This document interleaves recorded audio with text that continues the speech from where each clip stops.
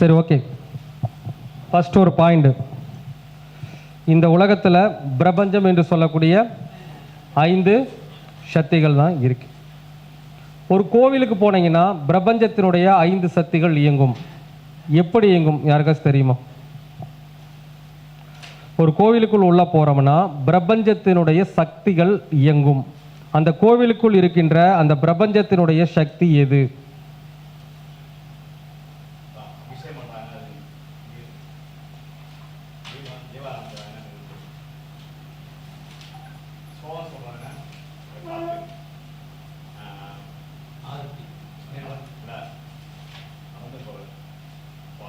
Okay.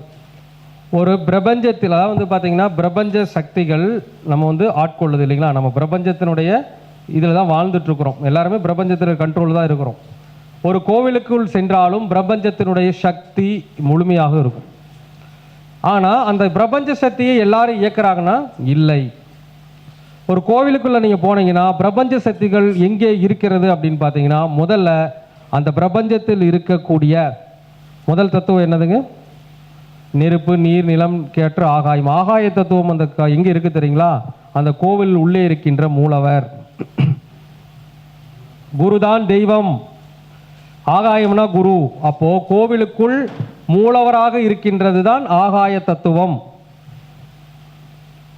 அந்த மூலவருக்கு அபிஷேகம் செய்யும் பொழுது அது நீர் தத்துவம். அந்த சுவாமிக்கு அர்ச்சனை அல்லது சகஸ்ரநாம அர்ச்சனை செய்வது காற்று தத்துவம். சரிங்களா? அடுத்து அந்த சுவாமிக்கு நெய்வேத்திய பொருள் படைக்கிறீங்க இல்லையா? நெய்வேத்திய பொருள், நெய்வேத்திய பொருள்னா ஏதாச்சும் உணவு படைக்கிறீங்க அல்லது அந்த மூலவருக்கு இது போடுறீங்க இல்லையா, ஆடை கொடுத்துறீங்க இல்லையா, அதுதான் நிலத்தத்துவம். சரிங்களா? விளக்கேற்றுவது நெருப்பு தத்துவம். அப்ப இது 5ஐயும் ஒரு சேர செய்யறோம். மூலவர் எப்படி இருந்தாலும் பார்த்துருவோம். ஆனால் நிறைய பேர் என்ன பண்ணுவாங்க? அர்ச்சனை மட்டும் பண்ணிட்டு வருவாங்க. ஒரு சில பேர் விளக்கேற்றிட்டு வருவாங்க. ஒரு சில பேர் சாமிக்கு நெய்வேத்தியம் பண்ணி பொருளையோ அதாவது உணவையோ அல்லது சாமிக்கு இந்த ஆடை உடுத்தியோ வணங்கிட்டு வருவாங்களா? ஒரு சில பேர் என்ன பண்ணுவாங்க?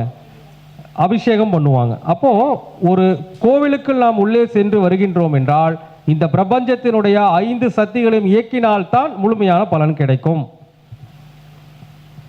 உண்மையா இல்லைங்களா? மூலவர் ஆகாயம், அவர் மேல் அணியக்கூடிய என்னங்க அந்த ஆடை அப்படிங்கிறது என்னதுங்க? பொருள் தத்துவம்.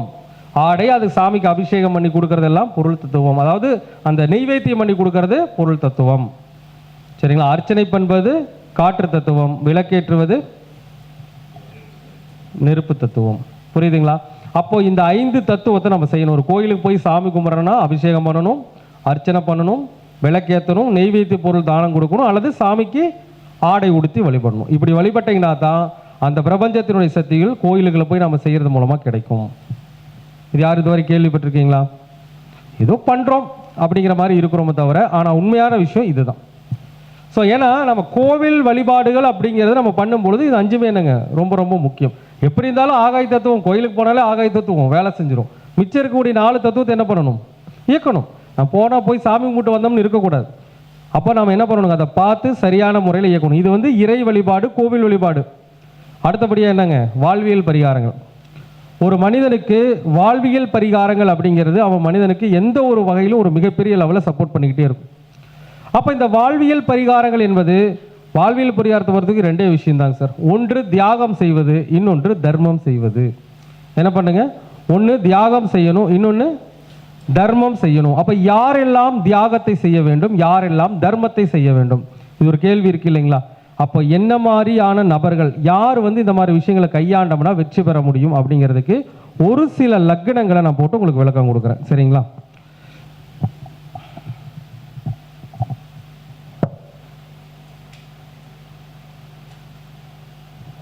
இப்போ ஒரு ஜாதகர்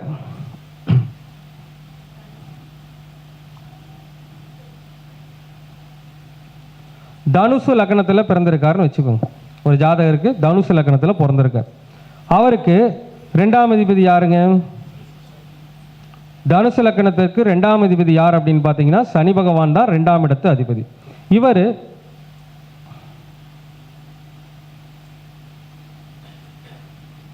ஜாதகத்தில் லக்னத்துக்கு 8ஆம் இடத்துல போய் அமர்ந்துட்டாருன்னு வச்சுக்கோங்க.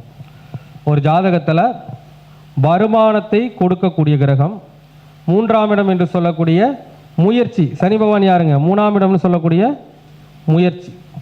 அப்போ வருமானத்தை சொல்கின்ற கிரகம், நம்முடைய முயற்சியை சொல்கின்ற கிரகம் 8ஆம் இடத்தில் போய் மறைந்து விட்டால் அவருக்கு இந்த வருமானம் முயற்சிக்கான பலன் கிடைக்குமா?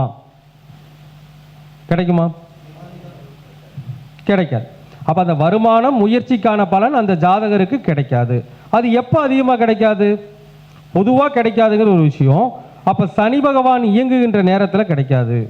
அப்ப சனி பகவான் எப்பொழுது இயங்குவார்? சனியுடைய நட்சத்திரங்கள், சனி திசைங்கிறது அப்பாற்பட்டது.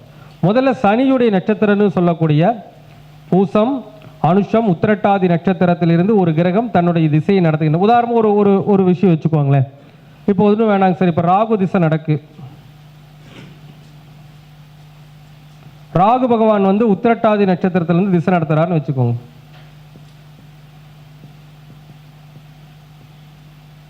அப்ப ராகு பகவான் உத்திரட்டாதி நட்சத்திரத்திலிருந்து திசை நடத்தும் பொழுது அப்ப இந்த திசையை வழி நடத்தக்கூடிய கிரகம் யாரு? இந்த உத்திரட்டாதி நட்சத்திரத்தின் அதிபதியாகிய சனி பகவான். ஓகேங்களா? அப்ப ராகு திசையில சனி பகவானுடைய பலாபலன்கள் அந்த ஜாதகருக்கு கிடைக்கும். அப்போ இந்த நேரத்தில் அவருக்கு வருமானம், அவர் எடுக்கிற முயற்சிகள் 8க்கு போனால் அதெல்லாம் ஜெயிக்குமா? ஜெயிக்க.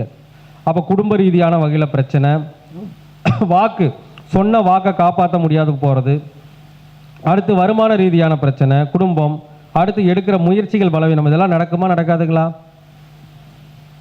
100% நடக்கும். அப்போ அந்த மாதிரி பிரச்சனைகள் அவருக்கு நிச்சயமாக ஏற்படும். அப்போ இந்த காலகட்டங்களில் என்ன மாதிரியான வாழ்வியல் பரிகாரங்களை செய்து அவர் ஜெயிக்க முடியும்? என்னைக்குமே வந்துங்க நம்ம ஒரு பரிகாரம் செய்கின்றோம் என்றால் அந்த பிரபஞ்ச தத்துவத்தினுடைய நிலையை கவனத்தில் கொள்ள வேண்டும். பிரபஞ்ச தத்துவத்தின் நிலையை கவனத்தில் கொள்ள வேண்டும். அப்போ இது பிரபஞ்ச தத்துவத்தில் என்ன ராசி? நீர் ராசி, மோட்ச ராசி. அப்ப நீர் ராசி, மோட்ச ராசி அப்படின்னா ஒரு ஜாதகர் தியாகம் செய்தால்தான் பலன் ஜாஸ்தி கிடைக்கும். நீங்க தர்மம் செய்வதை விட தர்மமும் செய்யணும், ஆனா அதை விட மெயினா தியாகம் செய்தல் அர்த்தம் அதுக்கு பேர். அப்ப 2ஆம் இடத்தை தியாகம் செய்ய வேண்டும் அப்படின்னா என்ன பண்ணணும்? முதல்ல குடும்பம்.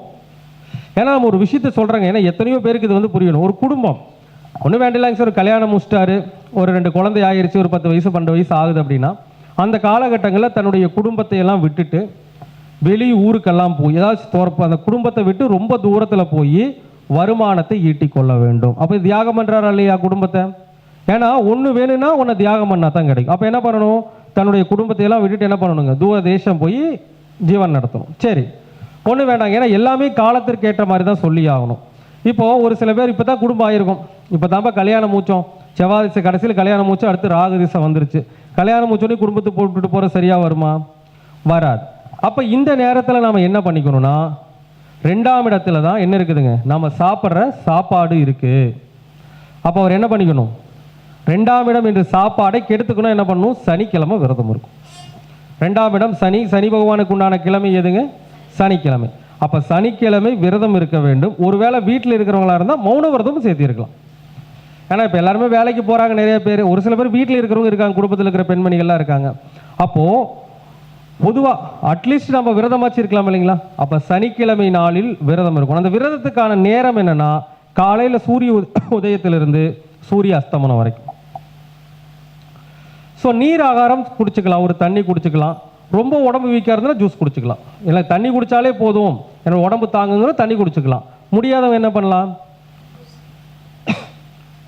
ஜூஸ் குடிச்சுக்கலாம், ஒரு ஜூஸ் 2 ஜூஸ். கொஞ்சம் நீர் ஆகாரமாக இருக்கும் இல்லைங்களா ஜூஸ், ரொம்ப தண்ணி அந்த இதெல்லாம் இருக்குது இல்லைங்களா, என்ன சொல்லுவாங்க அது, இப்போல்லாம் தர்பூசணி ஜூஸ், இந்த மாதிரி ரொம்ப நீராகாரமாக இருக்கக்கூடிய ஜூஸை வந்து நம்ம குடிச்சுக்கலாம். ஓகேங்களா? அப்போ இந்த பரிகாரத்தை பண்ணினா தான் இந்த பிரச்சனையிலேருந்து ஒரு ரிலீவ் ஆக முடியும். ஒன்று. அடுத்து 3ஆம் இடம் யாரு? இளைய சகோதரம். அப்போ 8ல் இருக்குது. அப்போ இளைய சகோதரோடு தானாகவே பிரச்சனை வந்துடும், அது வேற விஷயம், இருந்தால் வந்துடும். ஒரு சில பேர் இளைய சகோதரர் இருந்தாலும் அவங்களோட ரொம்ப எப்படி இருப்பாங்க? ரொம்ப அந்யோன்யமாக இருப்பாங்க. அப்படி இருந்தால் அவருடைய முயற்சிகளுக்கான பலன் கிடைக்காம போகும். அப்போ இளைய சகோதரை விட்டு விலகி இருக்க வேண்டும், அல்லது அவருடனான பேச்சுக்களை குறைச்சிக்கணும். இது ஒரு விஷயம். அடுத்து 3ஆம் அதிபதி 8ல் இருக்குது அப்படின்னா 3ஆம் இடத்தை முதல்ல குறைச்சிக்கணும். முதல்ல 3ஆம் எண்ணம் என்னங்க? காதில் செல்போன். ஃபோன் பேசுறதை குறைச்சிக்கணும். ஏன்னா தியாகம் செய்யணும். அப்பதான் பாருங்க, அப்போ ஃபோன் பேசலாம் அடிக்கடி பேசக்கூடாது. அப்போ என்ன பண்ணணுங்க, ஃபோன் பேசுவதை என்ன பண்ணிக்கணும், குறைச்சிக்கணும். அடுத்து 3ஆம் இடம் சார்ந்த தியாகம் வேற என்ன பண்ணுவோம்? இப்போ 2ஆம் இடங்கிறது பேச்சுங்க சார். பேச்சு வெளி வர்றது, காத்தா வர்றது 3ஆம் இடம். அப்போ அதிகமாக பேசக்கூடாது. ஏன்னா இப்போ ஒரு பேசுகிற போது 2ஆம் இடம் இயங்குது. இந்த பேசும்போது வரக்கூடிய அந்த வெளி காற்று இருக்குது எத்தனாம் இடம்? இங்கிருந்து அடுத்து 3ஆம் பாவம் காற்றில் பரவுது. அப்போ அதிகமாக பேசக்கூடாது. ஒரு நாளைக்கு எவ்வளவு தூரம் வார்த்தைகளை குறைத்துக் கொள்கிறீர்களோ அவ்வளவு தூரம் சேஃப்டி உண்டு. ஓகேங்களா? அப்போ முதல்ல இதெல்லாம் என்ன பண்ணணுங்க, தியாகம் செய்ய வேண்டும். செஞ்சுக்கலாமா? சரி, அடுத்து என்ன பரிகாரம்? இப்போ வந்து நம்ம ஒரு தியாகம் பண்றது ஒரு பரிகாரம்னா, அதற்கு அடுத்தபடியாக வாழ்வியல் பரிகாரம் நம்ம போகும் பொழுது தியாக ராசி அப்படிங்கும்போது அது ஒரு இழப்புன்னு எடுத்துக்கலாம். இப்போ 2ஆம் இடம்னா என்னங்க, பேச்சு. 3ஆம் இடம்னா காது. அப்போ காது வாய் ரெண்டை கனெக்ட் பண்ணுங்க. காது கேளாத, வாய் பேச முடியாத நபர்கள். 2 நம்ம பேசுறது, 3 கேட்கறது. அப்போ இந்த காது கேளாத, வாய் பேச முடியாதவர்கள். 8ஆம் இடம்னா இழந்தவங்க, அப்படின்னா என்னங்க, இழப்பு. அப்போ வாய் பேச முடியாத, காது கேளாத நபர்களுக்கு என்ன கொடுக்கறது? கேள்வி இருக்குங்களா? என்ன கொடுக்கறது அப்படின்னா, இதில் நம்ம கொஞ்சம் உள்ள நுட்பமாக போகணும். இந்த இடத்துல வந்து 2, 3 கனெக்ட் பண்ணிட்டோம். வாய் பேச முடியாது 2, 3ஆம் இடம் காது கேட்காது. அவங்களுக்கு காலபுருஷனுக்கு எத்தனை உட்கார்ந்துருக்காரு சனி பகவான்? காலபுருஷ தத்துவத்தில் எத்தனை வீட்டில் உட்கார்ந்துருக்காருங்க? 4ஆவது வீட்டில் இருக்கிறார். அப்போ வாய் பேச முடியாத, காது கேளாத நபர்களுக்கு என்ன பண்ணணுங்க, சனிக்கிழமை நாளில் ஆடை தானம் செய்ய வேண்டும். நீல கலர் ஆடையா கொடுத்தா இன்னும் ரொம்ப நல்லது. ஓகேங்களா? அப்போ அவர் வந்து இந்த மாதிரி பரிகாரங்களை செய்யணும். அதே மாதிரிங்க சார், இப்போ இன்னும் கொஞ்சம் நுட்பமாக போனோம்னா சார், குடும்பத்தை விட்டு பிரிஞ்சிருக்க சொன்னீங்க இல்லையா? அப்போ இந்த குடும்பத்தை விட்டு பிரிய முடியாது, நம்ம விரதம் இருந்துக்கலாம், அது வேற விஷயம். இன்னும் கொஞ்சம் டீப்பாக போனோம்னா 2ஆம் இடம் சனி தானே. சனிக்குன்னு ஒரு கிழமை இருக்குது இல்லையா? சனிக்கிழமை நாள். அந்த சனிக்கிழமை ஒரு நாள் குடும்பத்தை பார்க்கக்கூடாது. ரொம்ப முடியாத பட்சத்தில் சனிக்கிழமை ஒரு நாள் குடும்பத்தை பார்க்கணும். இது வந்து எப்போ செய்யணும்னா 12 மணி நேரத்துக்கு முன்னாடி. இப்போ வந்து சனிக்கிழமை காலையில் சூரிய உதிக்குது இல்லையா? வெள்ளிக்கிழமை நைட்டு 6 மணிலிருந்து அடுத்து சனிக்கிழமை முடிஞ்சு ஞாயிற்றுக்கிழமை காலையில் எத்தனை மணிக்கு? 6 மணி வரைக்கும். அப்போ எத்தனை மணி நேரம் வரும்? 36 மணி நேரம். ஸோ நீங்கள் மொத்தமாக பிரிய முடியலாம் கூட அந்த 36 மணி நேரம் குடும்பத்தை பார்க்காம இருந்துக்கும். இந்த பரிகாரங்களை செஞ்சு பாருங்க, கண்டிப்பா வெற்றி உண்டு. இதெல்லாம் வாழ்வில் வெற்றி பெற்ற வாழ்வியல் பரிகாரங்கள். நாங்கள் எந்த பரிகாரத்தை சொல்றனாலும் அது வெற்றி பெற்ற வாழ்வியல் பரிகாரங்கள் தான். ஒருத்தர் வந்தாருங்க ஜாதகம் பார்க்கறதுக்கு. சார் உங்களுக்கு 2ஆம் வீடு 8ல் இருக்கு, ரொம்ப பணக்கழு பிரச்சனை வந்து குடும்ப பிரச்சனை நல்லா இருக்குங்க சார் அப்படின்னு சொல்றாரு. என்னங்க சார் அப்படின்னு. சார் அப்படி நீங்கள் நல்லா இருக்கணும்னா உங்க குடும்பத்தோட்டு பிரிஞ்சு போய் இருக்கணுமே அப்படின்னு. இல்லை, குடும்பத்தோட்டுலாம் பிரிஞ்சு போகிறது கிடையாதுங்க அப்படின்னு. சார் அடுத்து என்னதான் பண்ணுவார் அப்படின்னு பார்த்தோம்னா, அவர் சனிக்கிழமை வந்து சின்ன வயசுலேருந்து விரதம் இருக்கிறார். சரிங்களா? அப்போ பரிகாரங்கள் என்பது தானாகவே உங்களுக்கு நடந்துறது உண்டு. அப்புறம் இன்னொரு அடுத்த வார்த்தை சொல்றாரு. அப்படின்னா இன்னொரு பிரச்சனை வந்திருக்கு சார். இது பிரச்சனை இல்லைன்னா அவருக்கு வந்து மேக்ஸிமம் வந்து பார்த்தீங்கன்னா சனிக்கிழமை ஞாயிற்றுக்கிழமை வெளியே சுற்றுறதா வேலையாகும். வெளியூருக்கு வேலைக்கு போயிடுவார். அவர் ஒரு ஃபைனான்ஸ் பண்ணிட்டு இருக்காரு. அவர் ஃபினான்ஸ் பண்ணுறதுக்காக கேரளா போயிடுறார். சனிக்கிழமை ஞாயிற்றுக்கிழமை 2 நாள் போயிடுறார். நான் வெள்ளிக்கிழமை சாயங்காலமே கிளம்பி போயிடுறார். அப்போ அவருக்கு பரிகாரம் என்னன்னா, அவர் சனிக்கிழமையும் வீட்டில் இல்லை, அதே மாதிரி அவர் இயற்கையாகவே சின்ன வயசுலேருந்து சனிக்கிழமை விரதம். அப்போ அவருக்கு இந்த பரிகாரம், இந்த தோஷம் வேலை செஞ்சுருக்குமா? செய்யுமா? செய்யாது. அதுக்கு தான் முன்னோருடைய புண்ணியம் வேணுங்கிறது. அப்போ முன்னோர்கள் புண்ணியம் நிறைய செய்திருந்தால் பரிகாரங்கள் தானாகவே நீங்கள் செய்கின்ற ஒரு சூழ்நிலை இருக்கும். சரிங்களா? இல்லைன்னா வாய்ப்பில்லை. அப்போ நாம தான் தேடிக்கணும். அப்போ அடிக்கடிங்க சார் நிறைய வெற்றி பெற்ற ஜாதகங்களை நான் அனலைஸ் பண்ணி பார்க்குற பொழுதுங்க, நிறைய பேர் ரொம்ப பணக்காரனாகவே இருப்பாங்க, சில பேர் நல்லாவே இருந்துட்டு இருப்பாங்க. அப்படி பார்க்கும் பொழுதுங்க அந்த பரிகாரங்களை அவங்க தெரிஞ்சோ தெரியாமல் செஞ்சுட்டு இருப்பாங்க. பரிகாரங்கள் இயற்கையாகவே அவர்களுக்கு அமைந்து விட்டால் அது ராஜயோகம். எதுவுமே பரிகாரம் பண்ணலாம் கஷ்டப்படுவாங்க, அது துரதிர்ஷ்டம். அப்போ நாம் என்ன பண்ண முடியும்? இந்த மாதிரி நாம் தெரிஞ்சு பரிகாரம் பண்ணோம்னா என்ன பண்ணிக்கலாம்? அதாவது ரொம்ப முன்னேற முடியாட்டி கூட பரவாயில்லைங்க, ஓரளவு அந்த தோஷத்தினுடைய தன்மைகளை கட்டுப்படுத்தி கொள்ளலாம். சரிங்களா? அப்போது இந்த பரிகாரம் என்னங்க, ரொம்ப ரொம்ப மஸ்டான பரிகாரம். கரெக்டாக ஃபாலோ பண்ணால் விடை கிடைக்கும். இப்படி நாம் என்ன பண்ணுங்க, ஒவ்வொரு பாவகத்திற்கும் அந்த பரிகாரங்களை கணக்கில் எடுத்துக்கொள்ளணும். ஆனால் ஒரு சில பேர் பாருங்க, 2க்கும் 3 கூடையவன் 8ல் இருப்பார். அவர் எந்த பரிகாரமும் பண்ண மாட்டார், நல்லா இருப்பார். என்ன காரணமாக இருக்கும்னா ஜாதகத்தில் அவர் 3 நாமயோகத்தில் பிறந்தவராக இருப்பார். என்னென்ன நாமயோகத்தில் பிறந்தவராக இருப்பார்னா விஷ்கம நாமயோகத்தில் பிறந்தவராக இருப்பார். அப்படி இல்லைன்னா பரிகம் நாமயோகத்தில் பிறந்தவராக இருப்பார். அப்படி இல்லைன்னா இன்னொரு நாமயோகம் என்னங்க, சுப நாமயோகத்தில் பிறந்தவராக இருப்பார். ஏன்? சனீஸ்வரன் யாரா இருப்பாருங்க, அவயோகியாக இருப்பார். அப்படி இருக்கிறவங்களுக்கு என்ன இருக்கும், இந்த தோஷம் நடக்காது. அப்போ இந்த மாதிரி ஒருத்தர் தனுசு லக்னத்தில் யார் பிறந்திருந்தாலும் சரிங்க, அவங்களுக்கு இந்த மாதிரி சனி 8ல் இருக்குதுன்னா இந்த 3 நாமயோகம், விஷ்கம நாமயோகம், பரிக நாமயோகம், சுப நாமயோகம், இந்த 3 நாமயோகங்களுக்கு அது உயர்வாகத்தான் இருக்கும். எந்த பரிகாரமே செய்ய தேவையில்லை. ஓகேங்களா? அப்படி ஒரு சில விஷயங்கள் இயற்கையாகவே அவர்களுக்கு அமைந்து விடுவதும் உண்டு. அப்படி இயற்கையாக அமையவில்லை என்றால் என்ன பண்ணணுங்க, நாம அந்த பரிகாரத்தை கரெக்டாக என்ன பண்ணணும், அவங்களுக்கு ரெஃபர் பண்ணணும். ஆனால் நமக்கு ஜாதகம் பார்க்க எதுக்குங்க சார் வராங்க? பிரச்சனைகளை எப்படியாச்சும் நம்ம பிரச்சனை தீர்ந்துராதா அப்படின்னு தான் வராங்க. அப்போ நம்ம இப்போ இந்த மாதிரி இருக்கிற கோவிலுக்கு கோயில் குளத்துக்கு போனால் வேலை நடக்காது. கோயில் குளத்துக்கெல்லாம் போய் போனால் வாய்ப்பே கிடையாது. அப்போ நாம் அந்த தத்துவத்தை உணர்ந்து பரிகாரத்தை செய்யணும். என்றைக்குமே நம்ம கொடுக்குற பரிகாரம் நம்ம உணர்வுலேயே வந்து நிற்கணும். இதை செஞ்சாங்கன்னா அவங்க ஜெயிப்பாங்கன்னு ஜோதிடருக்கே தெரியணும். அந்த அளவுக்கு என்ன பண்ணணுங்க, பரிகாரத்தை நாம உணர்ந்து இது கண்டிப்பாக நடக்கும்னு சொல்லி சொன்னோம்னா அவங்களும் நம்பிக்கை செஞ்சாங்கன்னா கண்டிப்பாக ஜெயிச்சிடும். சரிங்களா? ஓகே.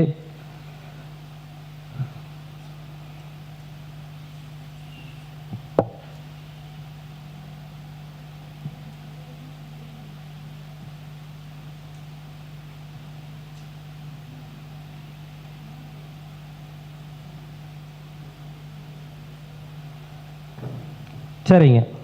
அடுத்து இப்போ நாம் நீர் ராசியில் இருந்ததுனால இந்த பரிகாரத்தை நாம் பார்த்தோம். இப்போ அடுத்து ஒரு லக்னம் ஒன்று வச்சுக்குவோம்.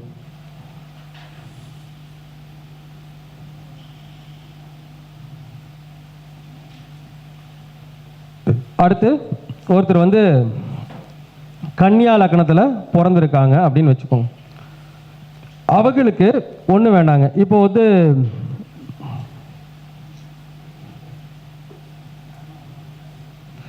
செவ்வாய் பகவான் லக்னத்துக்கு 2ஆம் பாவகத்தில் இருக்காருன்னு வச்சுக்கோங்க. செவ்வாய் பகவான் லக்னத்திற்கு 2ஆம் பாவகத்தில் இருக்கார் அப்படின்னா, இப்போ இந்த கன்னி லக்னத்துக்கு 2ஆம் பாவத்தில் செவ்வாய் இருக்காரா, செவ்வாய் கன்னி லக்னத்துக்கு நல்லவரா? கன்னி லக்னத்துக்கு யாருங்க, 3ஆம் வீட்டிற்கும் 8ஆம் வீட்டிற்கும் அதிபதி தான் செவ்வாய். அப்ப செவ்வாய் 8 குடையவன் 2ல் இருக்கலாமா, குடும்பஸ்தானத்தில் இருக்கலாமா? சொல்லுங்க. 8 குடையவன் 2ல் குடும்பஸ்தானத்தில் இருக்கலாமா? அப்ப 8ஆம் அதிபதி 2ல் இருந்தா குடும்பத்தில் பிரச்சனை வரும், வருமானத்தில் பிரச்சனை வரும், வாக்கில் பிரச்சனை வரும், பேச்சில் பிரச்சனை வரும். பழமொழியே சொல்லியிருக்காங்க இல்லையா, அட்டமன் எவரானால் என்ன, அட்டமன் செய்யும் அயன் விதி கேளு, சுற்றத்தார் ஊராரும் துன்பம், சுகமுடன் இருந்தாலும் சுருதியை கேளு, பண்டு பொருள் பனை நஷ்டம் குண்டு மருந்தாலும் கேடு, இல்லாலால் விளையும் பல துன்பம் தோழின்னு 8ஆம் அதிபதி ஒரு பாட்டை பாடிட்டு இருக்காங்க. அப்போ 8ஆம் அதிபதி குடும்பஸ்தானத்தில், வாக்குஸ்தானத்தில், வருமானத்தை சொல்லக்கூடிய ஸ்தானத்தில் உட்காரும் பொழுது கண்டிப்பாக அதில் தடைகள் அப்படிங்கிறது நடக்கும். இது எப்போ நடக்கும், ஒரு கேள்வி இருக்குதுங்களா? பொதுவாக நடக்கிறதுக்கு வேற. செவ்வாய் எப்பொழுது இயங்குவார்? மிருகசீரிடம், சித்திரை, அவிட்டத்தில் ஒரு திசை நடக்குது. ஏதாவது ஒரு திசை, ஒன்றும் வேண்டாங்க சார். இப்போ குரு திசை நடக்குது.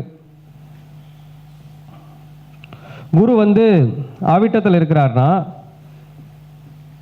இந்த திசையை எடுத்து செல்கின்ற கிரகம் யார்? இயக்கக்கூடிய கிரகம் அவிட்டத்துடைய அதிபதி செவ்வாய். அப்ப செவ்வாய் 8 குடையவன் 2ல் இருக்கலாமா? கண்டிப்பா குடும்ப வாழ்க்கையில் பிரச்சனைகள், கஷ்டங்கள், அல்லது வருமானத்தில் பிரச்சனைகள், கஷ்டங்கள் நிச்சயமா வரும். அப்ப இப்படி வரும் பொழுது ஆனா ஒண்ணுங்க, செவ்வாய் வக்கரமா இருந்தா வராது, அதெல்லாம் ஒரு கணக்கில் வச்சுக்கோங்க. அப்ப செவ்வாய் இந்த இடத்துல நலமா இருக்கிறாரு, வக்கரமாகல, லோ டிகிரி எப்படி வேணாலும் வச்சுக்க, நல்லா இருக்கிறாருன்னா கண்டிப்பா அந்த திசையில் அவருக்கு கஷ்டங்கள் உண்டு. அவமானங்கள், நஷ்டங்கள், கஷ்டங்கள் எல்லாமே அந்த ஜாதகரை தேடி வரும். அப்ப இந்த மாதிரி சூழ்நிலையில என்ன பரிகாரம் செய்யறது? இந்த மாதிரி சூழ்நிலையில ரத்த தானம் செய்யறதுங்களா, அது ஒரு பரிகாரம் தான், இல்லைன்னு நான் சொல்லலைங்க. நாம அதை சொல்றோம் இல்லைங்களா, பிரபஞ்சத்தினுடைய நியதிகளை பார்க்கணும். இது என்ன ராசி தத்துவத்தில்? காமத்திரிவோண ராசி, காற்று ராசி.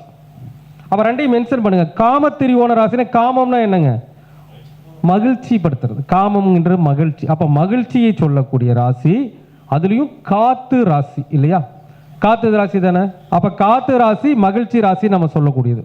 இப்போ ஒன்று வேண்டாங்க, இந்த இடத்துல மகிழ்ச்சி படுத்தக்கூடிய இந்த இடத்த நம்ம வந்து என்ன பண்ணணுங்க, மகிழ்ச்சி படுத்தணும். யாரை மகிழ்ச்சி படுத்துறது? இது காலபுருஷனுக்கு எத்தனாவது வீடு? 7ஆம் வீடு என்பது என்னது? சமுதாய ரீதியான தொடர்பை குறிக்கக்கூடியது. துலாம் ராசி எதுங்க? சமுதாய ரீதியான தொடர்புகளை குறிக்கக்கூடியது. அப்ப சமுதாய ரீதியான பணிகள் செய்பவர்கள். அதுல 8ஆம் இடம்னா என்னங்க? அசுத்தத்தை சுத்தம் செய்பவர்கள். அப்படின்னா அசுத்தத்தை விளக்குறவங்க யாரு? ஒன்று தூய்மை தொழிலாளர்கள், அல்லது கழிப்பறை சுத்தம் செய்பவர்கள், அல்லது சாக்கடை சுத்தம் செய்பவர்கள். இந்த மாதிரி நபர்களுக்கு, கழிப்பறை சுத்தம் செய்யக்கூடிய நபர்களுக்கோ அல்லது சாக்கடைகள் சுத்தம் செய்யக்கூடிய நபர்களுக்கோ தூய்மை தொழிலாளர்களுக்கோ அவங்க சமுதாய தொடர்பு இருக்கிறதுனால அவங்களுக்கு 8ஆம் அதிபதி 2ல் இருக்கனால செவ்வாய்க்கிழமை நாளில் அவங்க என்ன கொடுத்தா சந்தோஷப்படுவாங்க? மணி. 2ஆம் இடம் தான் பணம் இல்லையா? பாவத்தை பாருங்க, 2ஆம் இடம் எனக்கு பணம். அவங்களுக்கு என்ன பணம் கொடுக்கலாம்? செவ்வாய்க்கு உண்டான பணம் ஒரு 300 ரூபா, வசதி பொறுத்து ஒரு 30 ரூபா.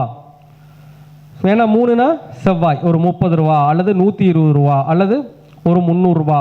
நல்ல வசதி இருந்தால் 3000 ரூபா. அது உங்களுடைய வசதியை பொறுத்தது. நீங்கள் செஞ்சு பாருங்க. ஏன்னா இது மகிழ்ச்சி.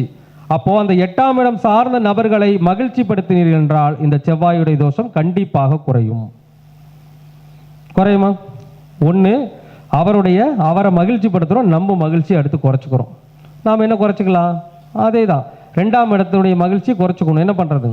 ஒன்று குடும்பத்தை விட்டு விலகி இருக்கலாம், அல்லது செவ்வாய்க்கிழமைலாச்சும் குடும்பத்தை விட்டு பிரிஞ்சிருக்கலாம். திங்கக்கிழமை ஈவினிங் 6 மணிலிருந்து புதன்கிழமை காலையில் வரைக்கும் பிரிஞ்சிருக்கலாம்.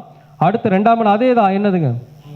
விரதம் அல்லது மௌன விரதம் இருக்கலாம். அப்போ இந்த ஒன்று தன்னுடைய மகிழ்ச்சியை கெடுத்து கொள்வது, அடுத்தவரை மகிழ்ச்சி படுத்துவது. பிரபஞ்ச தத்துவத்தினுடைய அடிப்படையிலும் காலபுருஷ தத்துவ அடிப்படையிலும் அந்த பாவக ரீதியான அடிப்படையிலும் கரெக்டான பரிகாரங்கள் செஞ்சீங்கன்னா அந்த தோஷம் கண்டிப்பாக கட்டுப்படும். சரிங்களா? செய்யணும். முதல்ல மனுஷனுக்கு நம்பிக்கை வேண்டும்.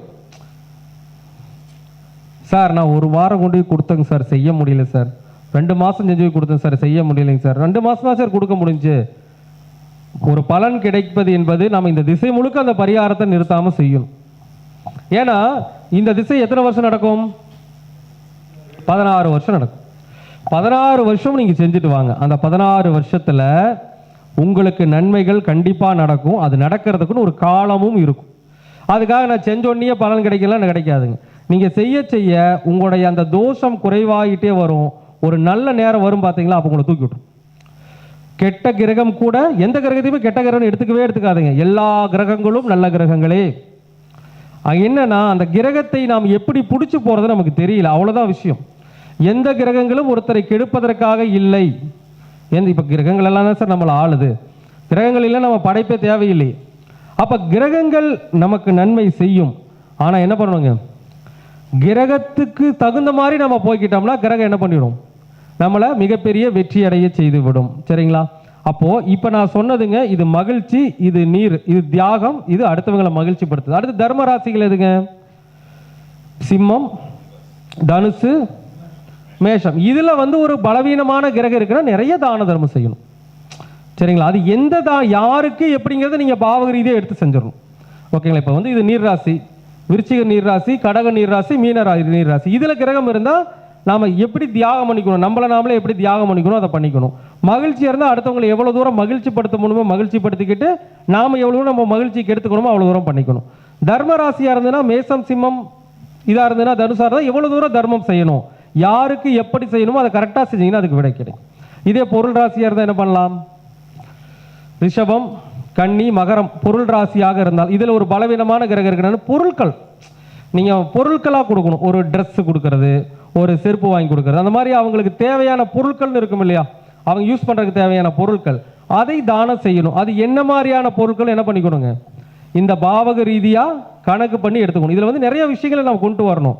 நான் முதல்ல லக்கணத்துக்கு எந்த வீட்டுக்குடையவர், எந்த வீட்டில் எந்த பாவகத்தில் இருக்கிறாரு, அது தத்துவத்தில் என்ன, காலபுருஷ தத்துவத்தில் என்ன.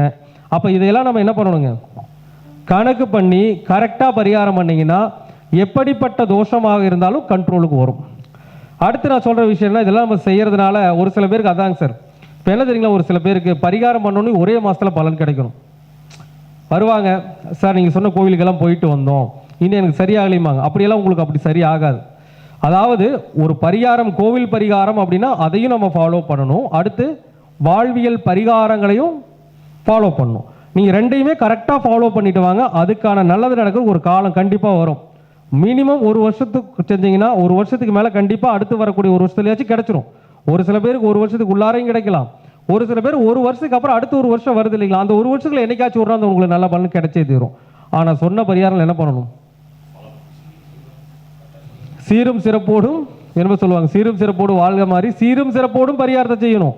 பரிகாரத்தை செய்யணும், நம்பிக்கையோடு செய்யணும். மனம் திடத்தோடு நம்பிக்கையோடு செய்கின்ற பரிகாரங்கள் கண்டிப்பாக உங்களுக்கு கை கொடுக்கும்.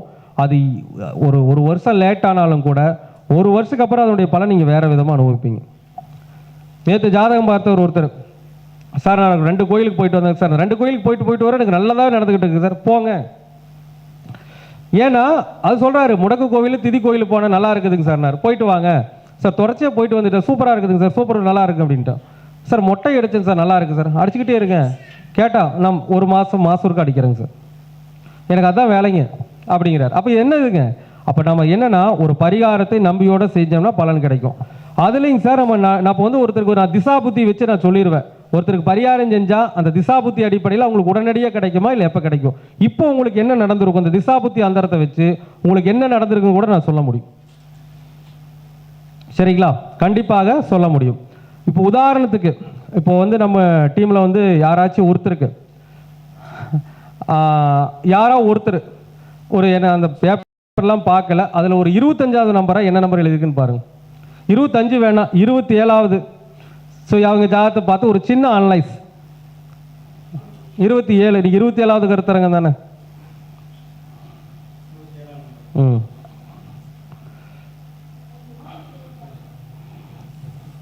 ஏன்னா பிரபஞ்சம் என்ன சொல்லுதோ அதுதான் நாம செய்ய முடியும். உங்களுக்கு இன்னைக்கு யாருக்கு இடம் கொடுத்துருக்குன்னு பார்க்கலாம். ஜெயபிரகாஷ் யாருங்க? ஐயோ ஓகே. ஏன்னா நம்ம வந்து பிரபஞ்சம் என்ன சொல்கிறதோ அதைத்தான் நம்ம செய்யணும். சரிங்களா? அப்போ ஜெயபிரகாஷ் அவருடைய ஜாதகம் ஒரு சின்ன ஒரு விஷயம். இவங்களுக்கு இந்த திசாபுத்தி அந்தரத்தினுடைய அடிப்படையில், திசாபுத்தி எல்லாம் நடக்கும் இல்லையா, அந்த இதனுடைய அடிப்படையில் கடந்த 2.5 வருடத்தில் என்ன நடந்திருக்கும், ஒரு கடந்த 2-3 வருஷத்துக்கு முன்னாடி நடந்திருக்கும்ல, அது இப்போ அடுத்து வரக்கூடிய இப்போ நடந்துட்டு இருக்கிறது, இதெல்லாம் திசாபுத்தி அந்தரத்தினுடைய சூட்சமுடைய அடிப்படையில் சொல்கிற. கரெக்டாக இல்லையான்னு நீங்களே சொல்லிடுங்க.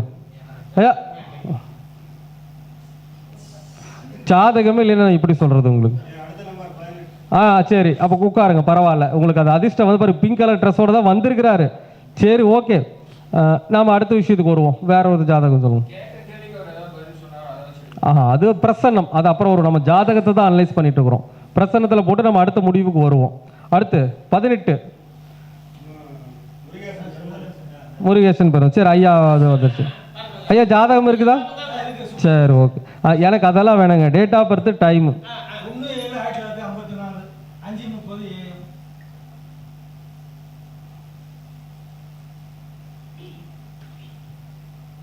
இதெல்லாம் நாங்கள் வாடிக்கையாளர்கள் சொல்லும்போது வியந்து, அதாவது என்ன இப்படியெல்லாம் சொல்ல முடியுமா அந்த விஷயத்தை அப்படிங்கிற அளவுக்கு பாராட்டி இருக்கிறாங்க. அதனால வந்து சொல்றோம், பாருங்க.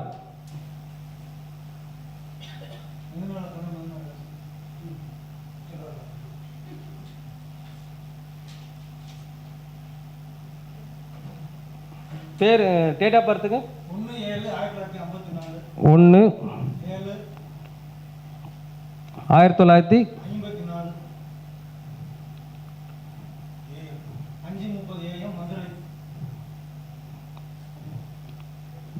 எத்தனைங்க? 1/7ங்களா?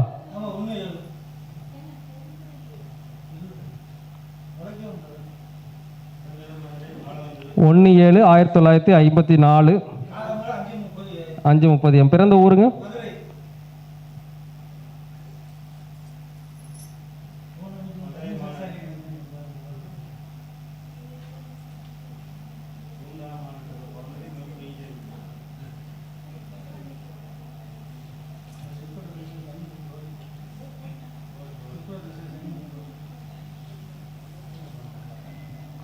ஓகேங்க. நீங்கள் பிறந்த லக்கணம் மிதுனம், மிதுன லக்கணம், மிதுன ராசி, நட்சத்திரம் வந்து புனர்பூசம் 1ஆம் பாதம். நீங்கள் சுக்கிர திசை வந்து ரன்னிங்கில் போயிட்டுருக்கு. இப்போ வந்து சனி புத்தி போயிட்டுருக்கு. ஓகே.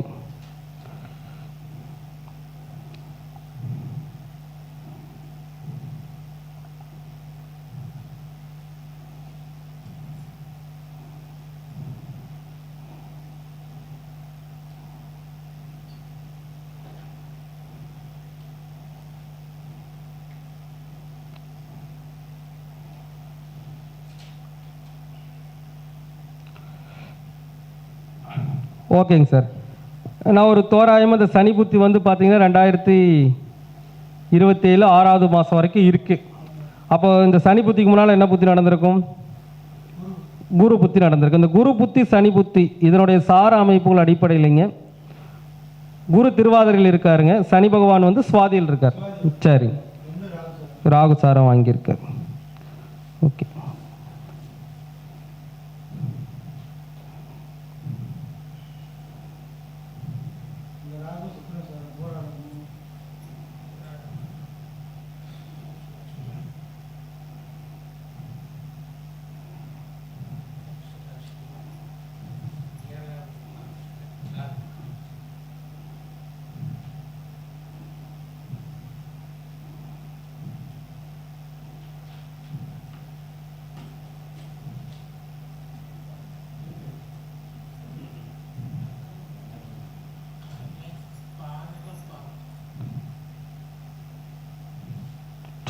சுக்கர திசை சுக்கரன் வந்து ஆயிலத்தில் இருக்கிறாருங்க. ஆமாம்.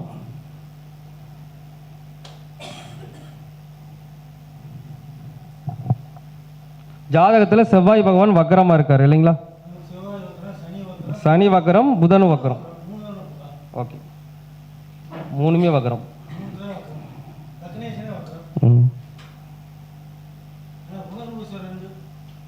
இல்லை, அது பார்த்துட்டு இருக்கேன்.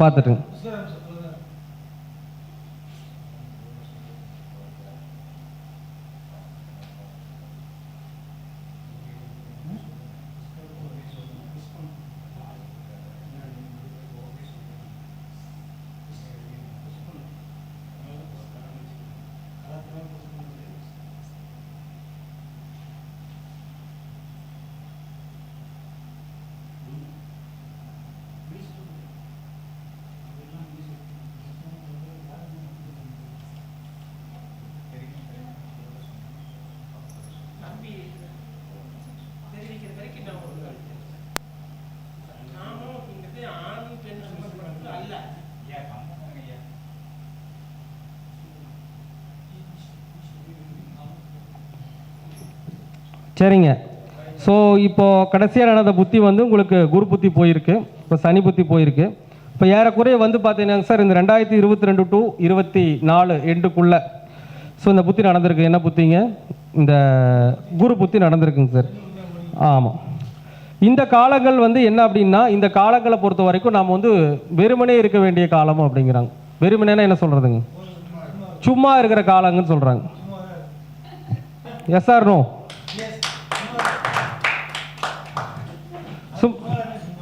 அது விஷயம் இல்லைங்க. நான் சொன்ன இந்த புத்திகள் அடிப்படையில் இந்த வருஷத்தில் சும்மா இருக்கிறீங்க. சரிங்களா? சும்மா தான் இருக்கிறீங்க. உங்களை நான் பார்த்தது கிடையாது, உங்கள் ஜாதகம் உங்களை பற்றி தெரியாது, எதுவும் தெரியாது. ஏன்னா மற்றவங்கள மாதிரி 4 ஆளை செட்டப் பண்ணி வச்சுட்டு நம்ம பேசுகிற ஆள் கிடையாது. சரிங்களா? உண்மையை உரைக்க சொல்கிறது. அப்போ சும்மா தான் அந்த புத்திகளை பொறுத்த வரைக்கும் 2022க்கு மேலே 24 வரைக்கும் நம்ம சும்மா தான் இருக்கும். சும்மா இருந்ததா நல்லது. சும்மா இல்லைன்னா நம்மளை கடவுள் என்ன பண்ணிட்டு போயிருப்பாருங்க, இழுத்துட்டு போயிருப்பார். ஏன்னா அது ஒரு சில விஷயங்கள் அந்த சூத்தமத்தில் இருக்கு. அப்போ இங்கே சும்மா இருக்கணுங்கிறதா விதி.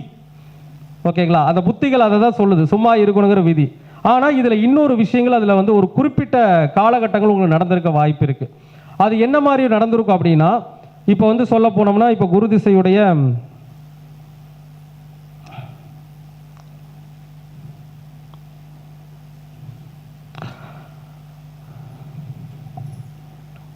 இந்த நான் சொன்ன காலகட்டங்கள் இருக்கு இல்லையா, இந்த 22 இருந்து 24 இந்த புத்தி நடந்துச்சு இல்லைங்களா, இந்த காலகட்டங்களில் உங்களுடைய முதல் குழந்தை, ஓகேங்களா, உங்களுடைய முதல் குழந்தை சார்ந்த ஒரு நல்ல விஷயங்களும் நடந்திருக்கும். அதாவது உங்களுடைய முதல் குழந்தைக்கு ஏதாவது ஒரு நல்ல விஷயங்கள் எடுத்துக்கலாம். ஒன்று நீங்கள் முதல் குழந்தை கூடயே போய் இருந்திருக்கலாம், அது முளந்து உங்கோட இருந்திருக்கலாம். இந்த மாதிரி முதல் குழந்தையோடு சேர்ந்து இருக்கக்கூடிய சூழ்நிலை எல்லா நாளும் சொல்லலை, மொத்தமாலாம் சொல்லலை, வெளியே இருக்கலாம், அதெல்லாம் நமக்கு விஷயம் இல்லை.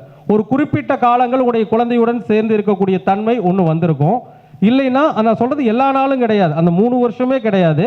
ஒரு குறிப்பிட்ட இடைவெளி, குறிப்பிட்ட காலம், ஒரு 3 மாதம் 4 மாதம் அந்த மாதிரி உங்கள் குழந்தையோட சேர்ந்து இருந்திருக்கலாம். அல்லது அந்த இடையில ஒரு மாசத்துல ஏதாவது குழந்தைக்கு ஒரு விஷயங்கள் நடந்திருக்கலாம். அல்லது உங்களுடைய குழந்தை ஃபாரின் கண்ட்ரிலையோ அல்லது பிறந்த உங்கள் இடத்த விட்டு தூரமாக போகக்கூடிய வாய்ப்புகளும் இருந்திருக்கலாம். அது வந்து ஃபுல்லாக கிடையாது, ஏதாவது ஒரு 3 மாதம் 4 மாதம் அந்த கேப்பில் நடந்திருக்கும். அந்த மாதிரி என்ன நடந்துச்சு உங்களுக்கு? அந்த மாதிரி வரல. பையன் எங்கே பண்ணுறாருங்க? எங்கே இருக்காருங்க? பக்கத்தில் இருக்காரு. சரி, ஓகே, மாடியில் இருக்கிறேங்க. சரி, அந்த பையனுக்கு ஏதாச்சும் சுப நிகழ்வுகள் அப்படின்னா அவர் சம்பந்தமான விஷயங்கள் எந்த ஒரு சுப நிகழ்வுகள் நடக்கலை. நான் சொல்றது 2 வருஷம் கிடையாது, ஒரு குறிப்பிட்ட மாதிரி ஒரு 3 மாதம் 4 மாதம் அந்த கேப்பில் அந்த மாதிரி இது நடக்கலை. சரி, அடுத்து இந்த 3 மாதம் 4 மாதம் கேப் சொல்கிறீங்களா, இதில் 5ஆம் இடம் சார்ந்த இன்னொரு விஷயம் நடந்திருக்கும். இந்த காலகட்டங்களில் அதிகமாக குலதெய்வம் கோயிலுக்கு, இப்போ 5ஆம் இடம் இது நடக்கலைன்னா அடுத்து குலதெய்வம். ஸோ அதிகமாக இந்த 3-4 மாதங்கள் ஏதாச்சும் குலதெய்வத்துக்கு வந்து வழிபாடுகள் பண்ணுறதோ, அல்லது குலதெய்வம் கோயிலுக்கு போய் ஏதாச்சும் நம்முடைய பிரார்த்தனைகள் நிறைவேற்றிக்கிறதோ, அல்லது குலதெய்வம் கோயிலில் ஏதாச்சும் ஒரு இடிச்சு கட்டுறதோ, அந்த மாதிரி குலதெய்வம் சார்ந்த ஏதாவது ஒரு நல்ல நிகழ்வு 2 வருஷம் சொல்ல இடைப்பட்ட ஒரு 3 மாதம் 4 மாதம் ஏதாவது ஒன்று நடந்திருக்கும். அது என்ன? சரிங்க, எல்லாருமே குலதெய்வம் கோயிலுக்கு போகிறதா அதை இல்லைன்னு சொல்ல. அப்போ அந்த குலதெய்வம் சார்ந்த விஷயங்கள் அந்த காலகட்டத்தை சொல்ல, இப்போ சொல்லலை நான் உங்களுக்கு. 22 to 24 சமயங்களில் இந்த மாதிரி ஒரு சின்ன விஷயங்கள் கண்டிப்பாக நடந்திருக்கும். அந்த குலதெய்வத்துக்கு ஏதாச்சும் செஞ்சீங்களா? அந்த மாதிரி எதுவும் செய்யல, போயிட்டு தான் வந்திருக்கீங்களா? போயிட்டு வந்திருக்கு. அதான் என்ன கொடுத்தீங்க? புரியலைங்க. அதான் எவ்வளோ ரூபாய் கொடுத்தீங்க? அது எனக்கு தெரியாதுங்க. இப்போ 5ஆம் இடம் இந்த பாவகம் இயங்கவில்லை என்றால் குலதெய்வம் சார்ந்து ஏதோ ஒன்று செஞ்சிருப்பீங்க. இதுக்கு முன்னாடி செஞ்சீங்களோ இல்லை எனக்கு தெரியாது. அப்போ 5ஆம் இடம் குழந்தை இல்லை அப்படின்னா குழந்தை சார்ந்த நடக்க அடுத்து என்ன இருக்குது 5ஆம் பாவத்தில்? குலதெய்வம் அணுகு. அதுக்காக ஃபுல்லாக நான் சொல்லலை, 2 வருஷமே சொல்லலை, ஒரு குறிப்பிட்ட ஒரு அந்த 3 மாதம் ஏதோ ஒரு டைமில் நீங்கள் கட்டாயமாக என்ன பண்ணியிருப்பீங்க, அந்த குலதெய்வம் சார்ந்த விஷயத்துக்கு ஏதோ ஒன்று கொடுத்துருப்பீங்க. ஒரு நன்கொடைனா, அப்போ நன்கொடை கொடுக்கறது இதுக்கு முன்னால் கொடுத்தீங்களோன்னு எனக்கு தெரியாது. கொடுத்தீங்களா? சொல்லுங்க. ஒன்றுலையே ஒன்று நடந்தே தீரணும், அதான் விஷயம். இதுக்கு முன்னாடி அவர் எப்போ வேணாலும் கொடுக்காம இருந்திருக்கலாம், அவர் கொடுத்ததே இல்லைங்கிறார். ஆனால் இப்போ கொடுத்துருக்காரு. என்ன காரணம்? என்ன காரணம்? அவர் குலதெய்வம் கோயில் கொடுத்து நம்ம கண்டுபிடிக்கலையே, எப்படி கண்டுபிடிச்சோம்? ஓகேங்களா, சொல்கிறேங்க. அது நமக்கு தேவையில்லைங்க. அவர் சும்மா இருந்தாரு முதலே கண்டுபிடிச்சிட்டோம். ஒன்று குழந்தை சார்ந்த விஷயங்களோ அந்த பாவகம் சார்ந்த விஷயம் சொல்லுவோம் இல்லையா, அந்த குலதெய்வத்துக்கு கொடுக்குற டொனேஷன் இதுக்கு முன்னாடி அவர் கொடுத்துருக்க மாட்டார். இப்போ ஒரு 5000 10,000 கொடுத்துருப்பார் இல்லையா? எவ்வளோ கொடுத்தீங்க? இருக்கு கேட்டுக்குவோம், எவ்வளோ கொடுத்தீங்க? சரி, எப்படியோ இதுக்கு முன்னாடி இந்த மாதிரி கொடுத்துருக்கீங்களா? கொடுத்தது இல்லை. அப்போ கொடுத்துருக்காருல்ல, அப்போ கண்டுபிடிச்சிட்டோம் இல்லையா? ஒன்று குழந்தை சார்ந்த விஷயம், இல்லைன்னா குலதெய்வம் சார்ந்த விஷயம், ரெண்டுல ஏதோ ஒன்று நடந்து ஆகணும். ஏன்னா குரு புத்தி இல்லையா? அப்போ நீங்கள் கண்டிப்பாக என்ன பண்ணியிருக்கணும், அந்த விஷயங்களை நிச்சயமாக செய்திருக்க வேண்டுங்கிறத என்ன சொல்லுதுங்க இந்த விஷயங்கள் வந்து நமக்கு சொல்லுது. அப்போது அது நான் வந்து 2 வருஷமே நான் சொல்லலை, 2 வருஷம் சும்மா இருக்கிறான்னு சொல்லியாச்சு, அது கரெக்ட். இது வந்து குறிப்பிட்ட மாதிரி அந்த சின்ன சின்ன சொல்லுவாங்களா, சின்ன சின்ன விஷயங்கள் இந்த காலகட்டத்தில் நடந்து இருக்கும். அந்த காலகட்டத்தில் நீங்கள் எப்போ டொனேஷன் கொடுத்து என்னால் சொல்ல முடியும்? நீங்கள் சொல்லாமே என்னால் சொல்ல முடியும். அதுக்கு நாம் என்ன பண்ணணும், அந்த அந்தரத்தை ஆலோசனை பண்ணி நான் சொல்ல முடியும். எந்த கால டொனேஷன் கொடுத்துருப்பீங்க, செஞ்சுருக்கீங்க, அது எந்த காலத்தில் எந்த குறிப்பிட்ட மாதத்தில் நீங்கள் கொடுத்துருப்பீங்கன்னு சொல்ல முடியும். இதெல்லாம் நம்ம கிளைண்ட் சொன்னி, சார் எப்படி சார் கரெக்டான டைமை சொல்கிறீங்க அப்படின்ட்டு, அது திசா புத்தி அந்தரமும் சூட்சமும் பிராணநாதன் ஒன்று இருக்குது. இதுக்குள்ளே போனோம்னா அவங்களுக்கு எப்போ அந்த காரியங்கள் நடந்திருக்கும், எப்போ அது மாதிரி விஷயங்கள் நடக்குங்கிறத தெல்ல தெளிவாக சொல்ல முடியும். அது சொல்ல முடியாமல் போகிறதுக்கு வாய்ப்பே இல்லை. நிச்சயமாக ஏதோ ஒன்று நடந்தே தீரணும் அந்த பாவகத்தில், அதான் இங்கே சொல்லக்கூடிய ஒரு ரிசல்ட். ஆனால் நான் சொல்கிறேன் பார்த்தீங்களா, அந்த 3 அந்த குறிப்பிட்ட அந்த மாதத்தை தவிர மற்ற 2 வருஷம் அப்படிங்கிறது நமக்கு சும்மா தான். பாருங்க, அவர் சும்மா இருந்தாலுமே ஏதோ ஒன்று செஞ்சுருக்காரு பாருங்க. சும்மா இருந்தாலும் பணம் கொடுத்துருக்காருல்ல, நம்ம அப்போ சும்மா இருக்கிறவருக்கு பணம் எங்கிருந்து வந்துச்சு? அதான கேள்வி நமக்கு உங்களுக்கு. அப்போது இது போன்ற ஒரு சில விஷயங்கள் அந்தந்த தருணங்களில் ஒரு குறிப்பிட்ட காலங்கள் என்ன ஆகும், நடக்கும் அப்படிங்கிறதா விதி. அப்போது நம்ம வந்து அதில் திசா புத்தி அஞ்சரம் சூட்சமும் காரணம் என்ன போகணுங்க, பிராணநாதன் வரைக்கும் போய் எடுத்து இவங்களுக்கு இந்த காலகட்டங்களில் நல்லது நடக்கும், இந்த காலகட்டத்தில் அவர் எப்படி இருப்பார் அப்படிங்கிறத தெல்ல தெளிவாக சொல்லிவிட முடியும். எத்தனை ஜாதத்தை கொண்டு வந்தாலும் போதுண்ணா, இந்த திசா புத்தி அந்தரம் சூட்சமத்தை வச்சு உங்களுக்கு இந்த காலகட்டங்களில் இதுதான் நடந்திருக்கும் அப்படிங்கிறத என்னால் ஆணித்தரமாக சொல்ல முடியும். என்னால் சொல்ல முடியும் இல்லை, இந்த பிரபஞ்சத்தின் துணையோடு சொல்ல முடியும் அப்படிங்கிறத நான் சொல்லிக்கிறேன் உங்களுக்கு. சரிங்களா? என்றைக்குமே வந்து ஒரு விஷயங்கள் வந்து நடக்காமல் போகிறதுக்கு வாய்ப்புகளே கிடையாது. அந்த விஷயங்கள் நடந்தே ஆக வேண்டும் தான் விதி இருக்கு. இருங்க வரேங்க.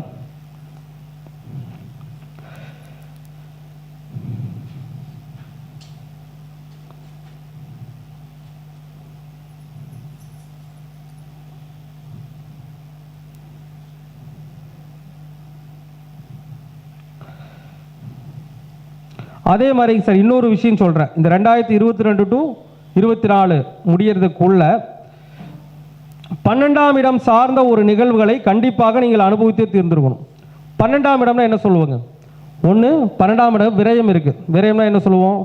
விரயம்னா சுபவரி இருக்குது, விரயம்னா அசுப விரயம் இருக்குது. ஓகேங்களா? இவர் சும்மா தான் இருந்தார், அது வேற விஷயம் நமக்கு. ஆனால் ஒரு சுப விரயத்தையோ அசுப விரயத்தையோ நான் சொல்கிறேன் 2 வருஷம் சொல்ல, அந்த குறிப்பிட்ட 3 மாதம் சொல்லணும் இல்லைங்களா? அது எந்த மாதம்னு இப்போ நான் கணக்கு போட்டு சொல்ல முடியாது, டைம் இல்லை. அந்த குறிப்பிட்ட 3 மாதம் 4 மாதத்துக்குள்ள அந்த மாதம் அக்யூரேட்டாக தெரியும். ஆனால் அதை நம்ம கணக்கு போட்டு தான் சொல்லணும். ஆனால் இந்த காலகட்டங்களில் 12ஆம் இடம் சார்ந்த விஷயங்களுக்கு ஒன்று இங்கே இருக்கும். 12ஆம் இடம் என்ன சொல்லுவாங்க? விரயம். அது சுப விரயமாகவும் இருக்கலாம், அசுப விரயமாகவும் இருக்கலாம். அப்போ சுப விரயம்னா என்ன சொல்லுவோம்? ஒரு ஏதாச்சும் ஒரு இடத்த வாங்குறது, ஒரு வீட்டை வாங்குறது, ஒரு வண்டி வாகனத்தை வாங்குறது, இந்த மாதிரி பெருசாக இல்லை ஒன்று வாங்குறது அல்லது அதுக்கான ஒரு சின்ன செலவை செய்கிறது, அந்த மாதிரி ஒன்று நடந்திருக்கலாம். இல்லைன்னா ஹாஸ்பிட்டல் செலவு நடந்திருக்கலாம். ஹாஸ்பிட்டல் செலவுனா எதுங்க? ஹாஸ்பிட்டலுக்கு போய் ஒரு 3 நாள் 4 நாள் ட்ரீட்மெண்ட் எடுக்கிறது, அல்லது ஹாஸ்பிட்டலில் போய் ஏதாச்சும் நம்ம மருந்து மாத்திரை வாங்கி சேர்றது, இந்த மாதிரி ஏதாவது ஒரு நிகழ்வுகளும் ஃபுல்லாக நடந்திருக்காது. ஒரு ஜஸ்ட் ஒரு 2 months 3 months அந்த கேப்பில் நடந்திருக்கும். அந்த மாதிரி என்ன நிகழ்வு நடந்துச்சு உங்களுக்கு? நடக்கலை. விரயம் ஒன்றும் நடக்கலை. 3 மாதம் 4 மாதத்தில் நல்லா யோசிச்சு சொல்லுங்க. அந்த மாதிரி சரி அடுத்து வரும். அப்போ அது வரலைன்னா அடுத்த பாவத்துக்கு போகணும். 12ஆம் பாவத்தில் என்ன இருக்குது? விரயங்கள் இல்லை, அது விட்டுட்டோம். அடுத்து என்ன விடுவோம்? 12ஆம் இடங்கிறது வெளிநாடு வெளி மாநிலங்கள் சம்பந்தமான விஷயம், கொஞ்சம் தூரமாக போயிட்டு வர்றது அப்படின்னு சொல்றது, ஒரு டூர் மாதிரி போயிட்டு வர்றது. 12ஆம் இடம்னா டிராவல்ஸ் அதிகமாக பண்ணுறது அப்படின்னு என்ன சொல்லுவாங்க? இங்கிருந்து ஒரு 100 200 300 கிலோமீட்டர் 400 கிலோமீட்டர் அந்த மாதிரி தள்ளி இந்த மாதிரி நிறைய இடங்களுக்கு வெளியே சென்று வரக்கூடிய ஒரு தன்மை இந்த காலகட்டம். அது எல்லா காலகட்டமும் சொல்லலை, அது ஒரு குறிப்பிட்ட மாதிரி ஒரு 3 மாதம் 4 மாத காலத்தில் பயணங்கள் நடந்துச்சுங்களா? திருச்செந்தூர் போயிட்டு வந்துட்டீங்க. இதுக்குன்னு ஒரு அதான் சொல்லுங்க, அந்த ஒரு குறிப்பிட்ட காலங்கள் இருக்கு. அப்போ திருச்செந்தூர் போதுனா சின்ன விஷயமா? இங்கிருந்து போயிட்டு வரணும்.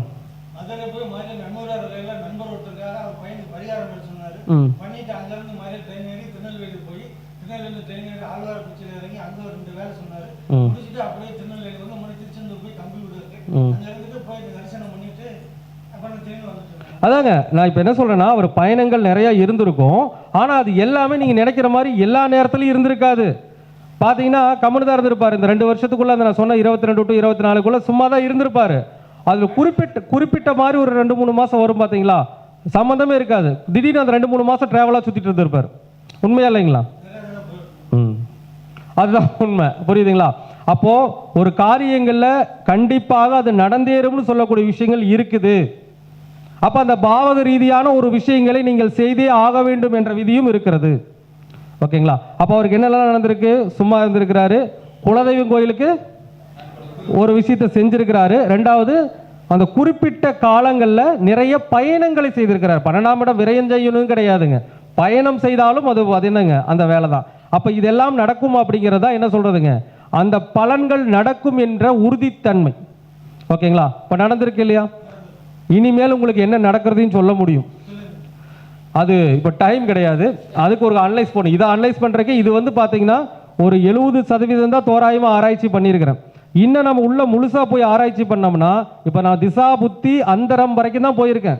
இந்த சூட்சமநாதன் பிராணநாதனுக்குள்ளே போனோம்னா இது எந்த காலகட்டத்தில் நீங்கள் போயிட்டு வந்தீங்க, இந்த மாதத்துக்குள்ளே தான் போயிட்டு வந்திருப்பீங்கன்னு வரைக்கும் சொல்ல முடியும். ஓகேங்களா? இப்போ நீங்கள் திருச்செந்தூர் போனால் இந்த மாதிரி சொல்கிறீங்க இல்லையா, எந்த காலகட்டங்களில் நீங்கள் போயிட்டு வந்திருக்கீங்கிறத ஒரு என்ன சொல்கிறதுங்க 100% நம்மளால் சொல்ல முடியும். சரி, அதான் சொல்கிறேங்க, அது காலங்களே நல்லா சொல்ல முடியும்னு சொல்கிறேங்க. அதுக்கு இப்போ அதுக்கு ஆராய்ச்சி பண்ணுறதுக்கு டைம் இல்லை. அதே மாதிரி தான் உங்களுக்கு 2023 எடுத்துக்கோங்க, 2024 எடுத்துக்கோங்க. அந்த 23 24 செக் பண்ணி பாருங்கள். அதில் ஏதாவது ஒரு 2-3 மாதம், 2023 ஒரு 2-3 மாதம், 2024 ஒரு 2-3 மாதம், இந்த மாதங்களில் கூட அது சும்மா இருந்திருப்பீங்க. அந்த 2 மாதமும் 3 மாதமும் திடீர்னு பார்த்தீங்கன்னா வெளியே கிளம்பி போயிட்டு வரக்கூடிய சூழ்நிலைகள் உருவாயிருக்கும். உண்டா இல்லைங்களா? அவ்வளோதான். சரிங்களா? அப்போது அது சம்பந்தமான விஷயங்கள் கண்டிப்பாக நடக்கும். ஜாதகத்தில் நான் அடிக்கடி சொல்ற விஷயம்னா, பரிகாரங்கள் செய்கின்றீர்கள் இல்லை என்று சொல்லவில்லை, எந்த பரிகாரங்களை எப்பொழுது செய்தால் பலன் கிடைக்கும் அப்படின்னு பார்க்கணும். இப்போ ஜோதிட சாஸ்திரத்தை பொறுத்த வரைக்குங்க, நாங்கள் ஜாதக பலன் ஆய்வு பண்ணுறது கூட 32 ஜாதக பலன்களை ஆய்வு பண்ணுறோம். 32 ப்ராக்டிக்கலாக 32 ஆய்வுகளை நாங்கள் பண்ணுறோம். இந்த 32 ஆய்வுகளுக்கும் பலன் பரிகாரம் சொல்லுவோம். அதில் முக்கியமாக நாங்கள் என்ன சொல்லுவோம்னா, எந்த காலகட்டத்தில் என்ன மக்களுடைய தேவை தானே, இந்த என்ன பிரச்சனை அதை சொல்லணும், இந்த என்ன பிரச்சனை அது எந்த காலகட்டத்தில் நடந்திருக்கணும் அதையும் சொல்லணும். அதுக்கப்புறம் அந்த பிரச்சனை தீர்வுக்கான காலம் என்னன்னு நம்ம சொல்லணும். சொல்லணும் இல்லைங்களா? அப்போ அது மட்டும் இல்லாமல் இந்த காலங்களில் என்ன பரிகாரம் செய்தால் அதற்கான விடை கிடைக்கணுங்கிறதையும் சொல்லணும். ஏன்னா மக்களை வந்து மொத்தமாக என்ன பண்ணக்கூடாதுங்க, அலைக்கழிக்க கூடாது. திதி கோயிலுக்கு போகிறீங்களா, முடக்கு கோயிலுக்கு போயிடுறீங்களா, திசா புத்தி அஞ்சரம் சூட்சமநாதன கணக்கில் வச்சுக்கிட்டு திதி கோயிலுக்கு இப்போ போனால் பலன் கிடைக்கும், முடக்கு கோயிலுக்கு இப்போ போனால் பலன் கிடைக்கும், வாழ்வியல் பரிகாரங்களை இப்போ செஞ்சீங்கன்னா பலன் கிடைக்குங்கிறத சொல்ல முடியும். சேலஞ்சாகவே சொல்லுவோம் உங்களுக்கு, இந்த நிகழ்வுகள் நடக்காமல் போவதற்கு வாய்ப்புகளே கிடையாது. சரிங்களா? அந்த மாதிரி நிறைய விஷயங்களை நான் சொல்லவில்லை, இந்த பிரபஞ்சம் எனக்கு சொல்கிறது, அதை நான் உங்களுக்கு சொல்கிறேன், அவ்வளவுதானே தவிர நான் அப்படிங்கிற விஷயத்தை நான் இங்கே சொல்லவே இல்லை. பிரபஞ்சம் இறைநிலையும் எனக்கு கொடுக்கின்ற விஷயத்தை நான் உங்களுக்கு சொல்கிறேன், அவ்வளோதான். சரிங்களா?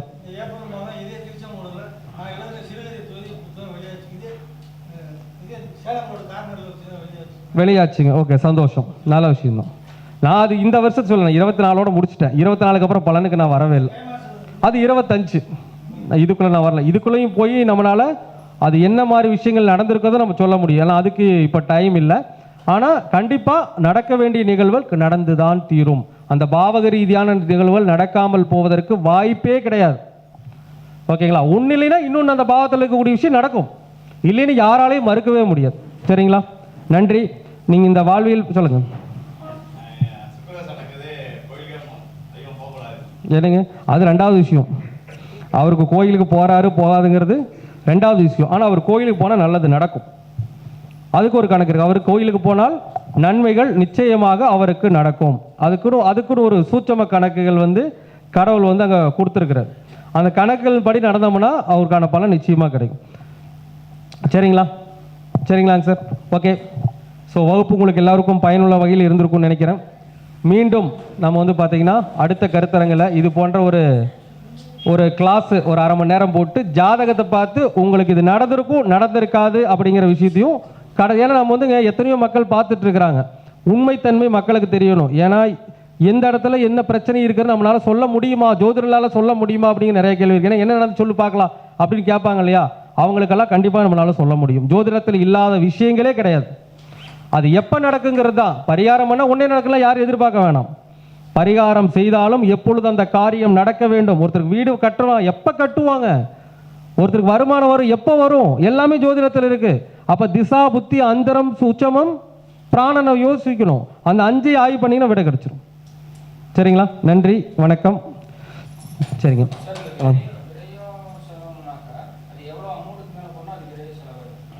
விரயங்கிறது நமக்கு வந்து விரயம்னு வந்துட்டாவே ஒரு பெரிய விரயம் தான். ஒரு மினிமம் ஒரு 10,000 50,000க்கு மேலே செலவு பண்ணுறது ஒரு விரயம். ஓகே. 12ஆம் இடத்துல விரயம் இருக்குது, ஐயா சொன்ன மாதிரி பயணமும் இருக்கிறது. அந்த பயணங்கிறதுக்கும் ஒரு குறிப்பிட்ட காலம் வேணும். அது எப்போ நடக்குதுங்கிறத நம்ம கண்டுபிடிச்சி எடுக்கணும். சரிங்களா? நன்றி. ஆமாம், அதான் விரயம்னா வருமானத்திற்கு அதிகமான செலவினங்கள் ஜாஸ்தி பண்ணுறது.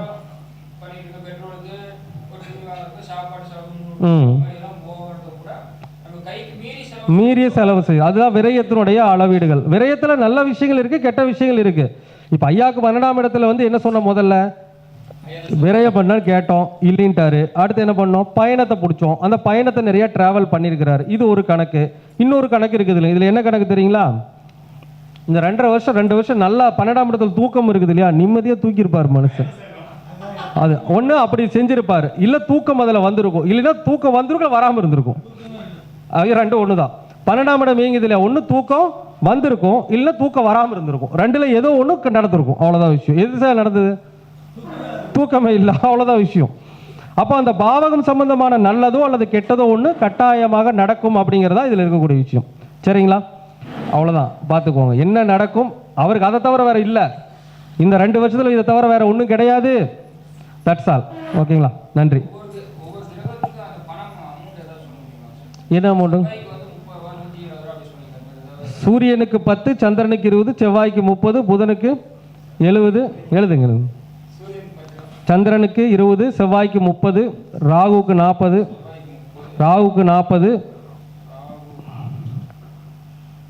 குருவுக்கு 50, சனிக்கு 60, புதனுக்கு 70, கேதுவுக்கு 80, சுக்கிரனுக்கு 90. கேதுக்கு 80. சரி, அப்படியே ப்ளஸ் பண்ண வேண்டியதான். 10னா 100 போட்டாலும் சூரியன் தான் வருவார். 110 போட்டால் 20 சந்திரன் தான் வருவார். அப்படியே கூட்டிக்க வேண்டியதான். சரிங்க, நன்றி. நன்றி.